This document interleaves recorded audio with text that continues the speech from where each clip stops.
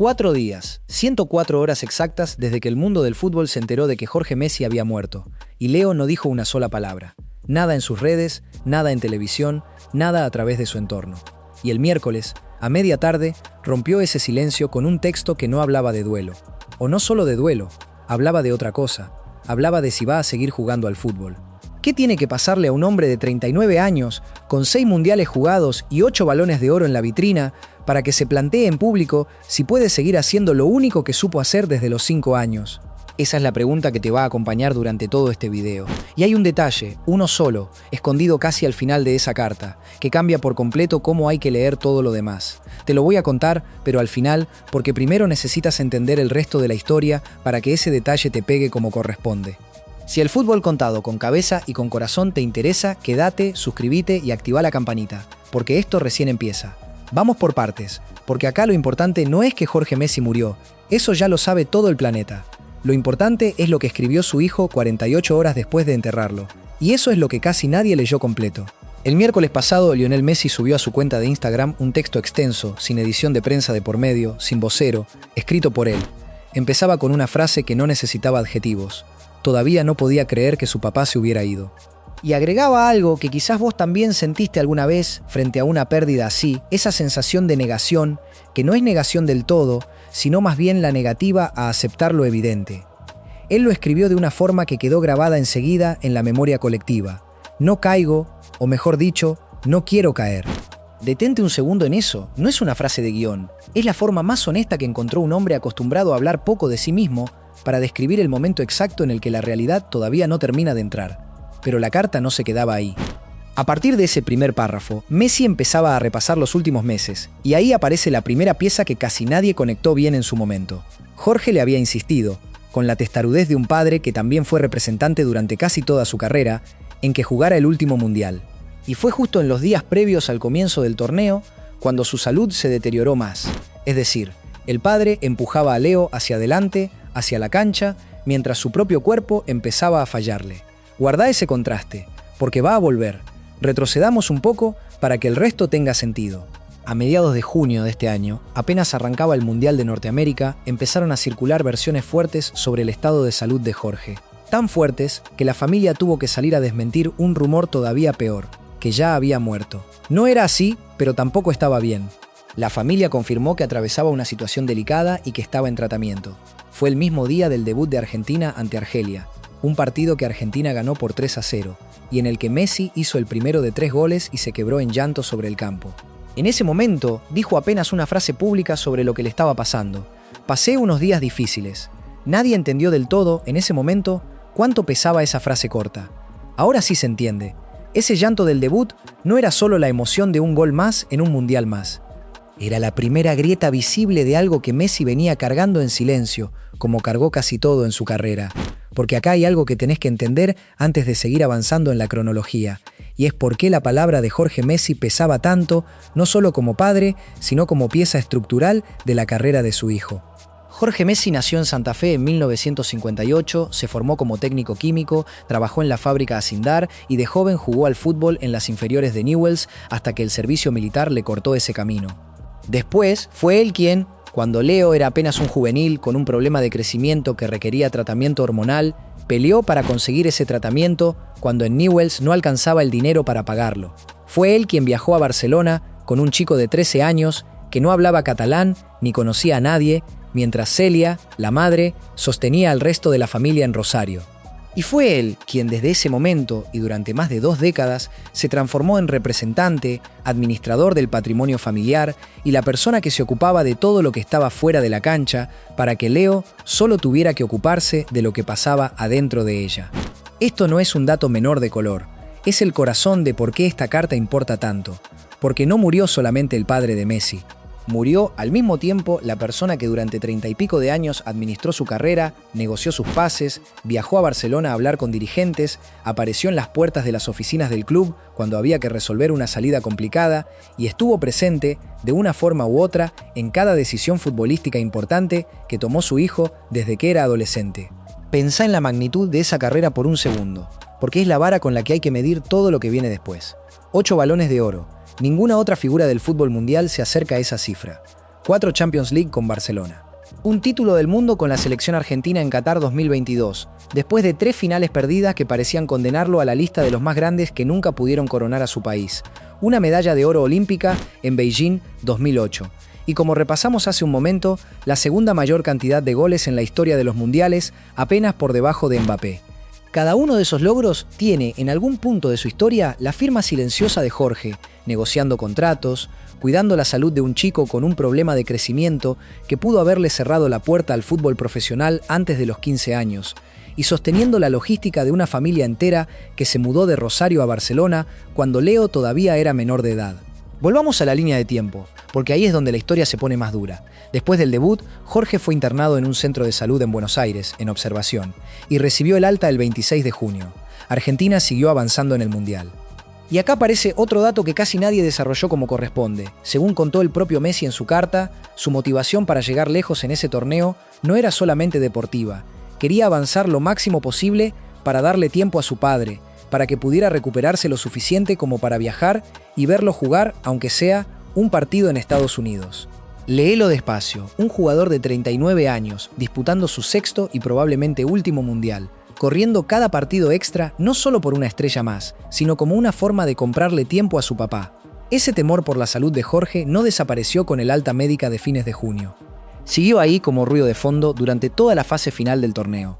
Argentina fue avanzando ronda tras ronda, octavos, cuartos, semifinal, con Messi jugando minutos completos pese a que su cuerpo, a los 39 años, ya no responde igual que hace una década. En cada rueda de prensa posterior a los partidos, los periodistas le preguntaban por su padre, y él respondía con frases cortas, cuidadas, sin entrar en detalles médicos, protegiendo a la familia de una exposición que no había pedido.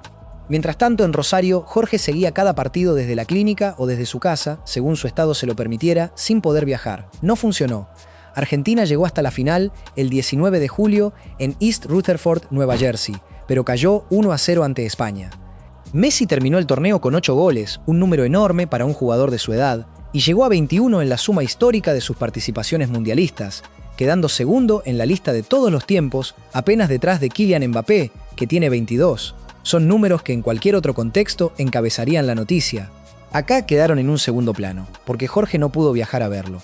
Ese deseo, el más simple de todos, jugar la final y después mostrársela a su padre, quedó sin cumplirse. Messi lo reconoció él mismo en la carta. Jugó esa final sin estar del todo bien físicamente, empujado por la idea de conseguir el título y poder compartirlo con Jorge. Y ni siquiera eso salió como lo había imaginado. Acá va el primer callback de esta historia, y quiero que lo tengas presente para el final.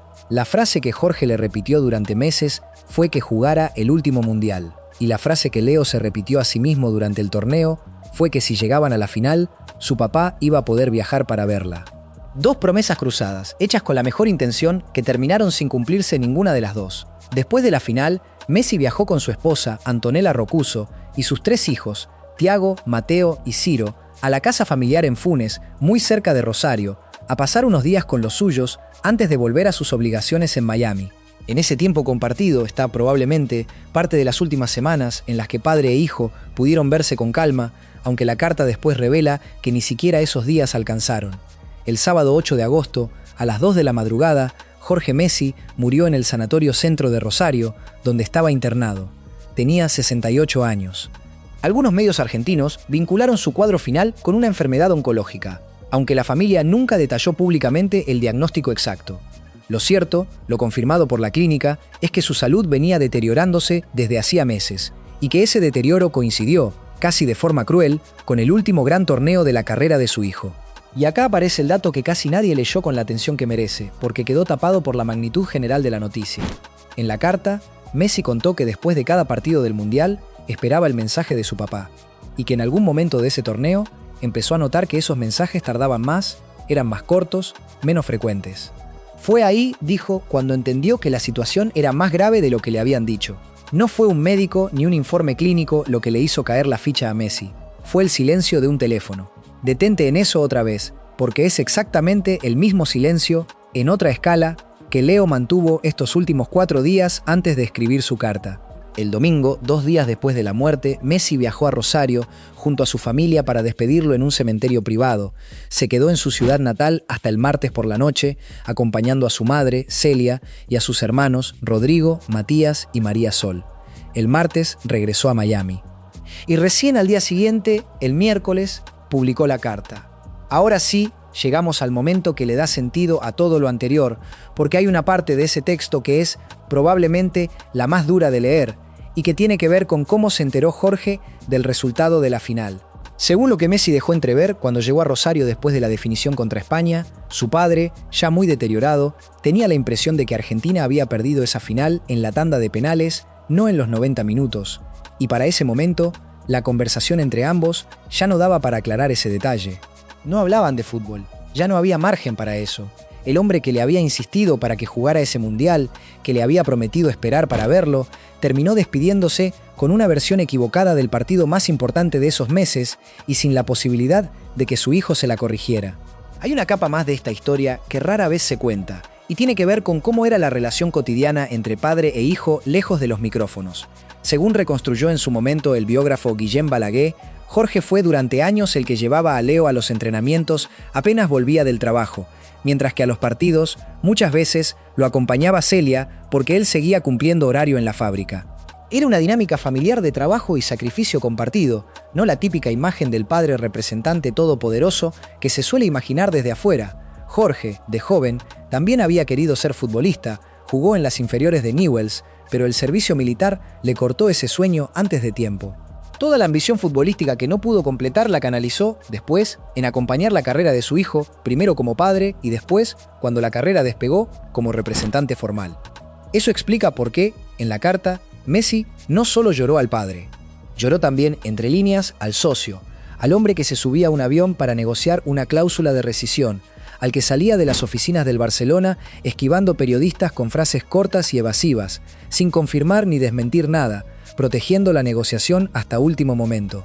Esa doble pérdida, padre y representante en la misma persona, es un tipo de duelo que muy pocos futbolistas de élite atraviesan de forma tan directa, porque la mayoría separa la figura familiar de la figura profesional.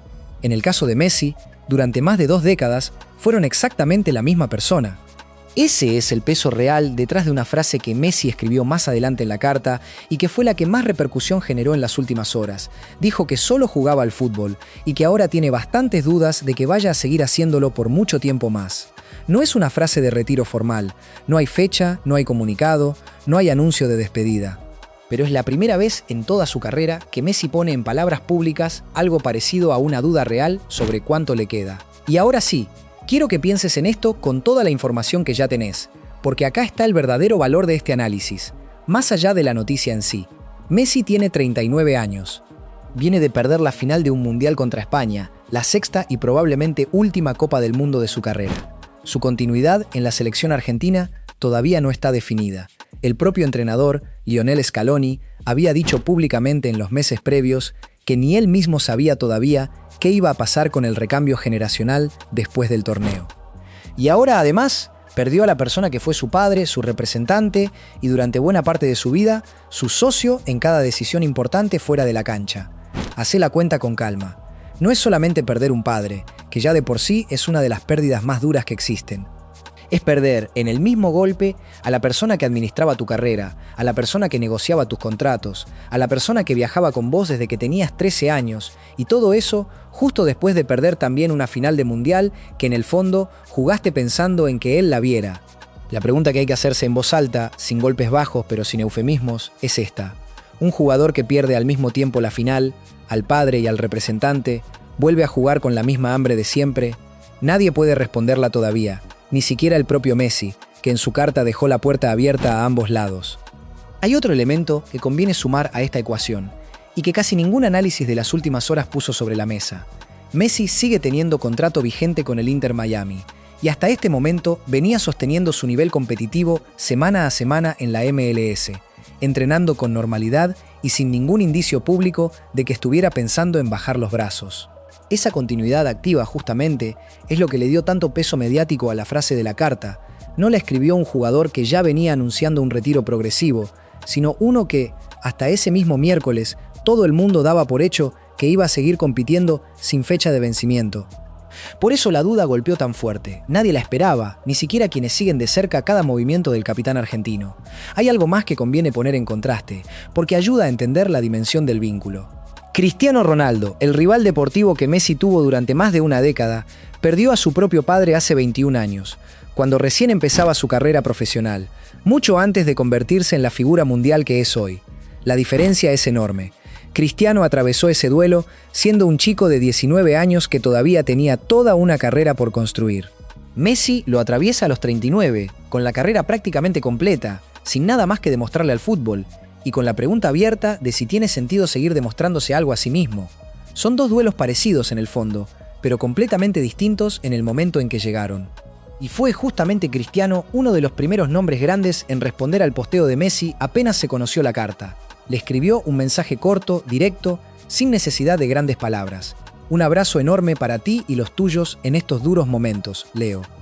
Viniendo de quien viene, ese gesto tuvo un peso especial, porque construyeron durante años una rivalidad de máximo respeto, y en este tipo de momentos esa rivalidad desaparece por completo. No fue el único.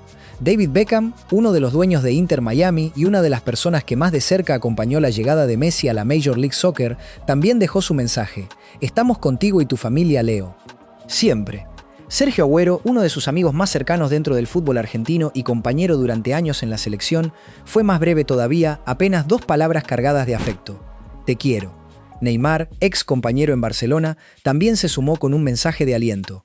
Ángel Di María y Leandro Paredes, ambos compañeros de Messi en la selección campeona del mundo en Qatar, respondieron directamente al posteo.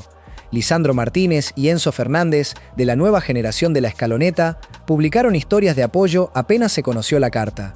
Claudio Tapia, presidente de la AFA, le dedicó unas palabras cargadas de cercanía. Y hasta Ferran Torres, el jugador español que había convertido en la final que le ganó a Argentina, reaccionó al posteo con un simple like, un gesto pequeño pero elocuente en medio de tanta rivalidad deportiva reciente.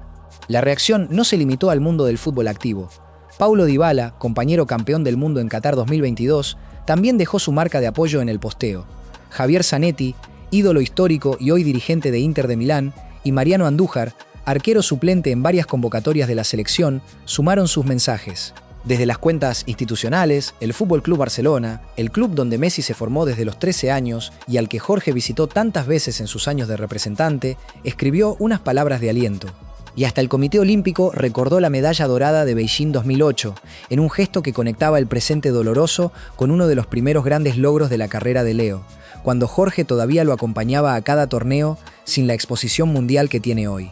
El fútbol argentino, mientras tanto, tomó una decisión institucional concreta. La AFA dispuso que las banderas de sus instalaciones permanezcan a media asta hasta hoy, viernes 14 de agosto, en señal de duelo por la muerte de Jorge Messi. Un gesto simbólico, pero real, que muestra que esto no fue solo una noticia de un día. Fue y sigue siendo un duelo colectivo de todo un país futbolero. Ahora volvamos, para cerrar, al punto exacto de donde arrancamos. La duda del retiro no apareció en una conferencia de prensa ni en una entrevista pautada. Apareció en medio de una carta de despedida a un padre, escrita a mano, en un momento de dolor real, sin filtro de prensa y sin cálculo de marketing. Por eso pesa distinto. No es una frase estratégica para generar titulares.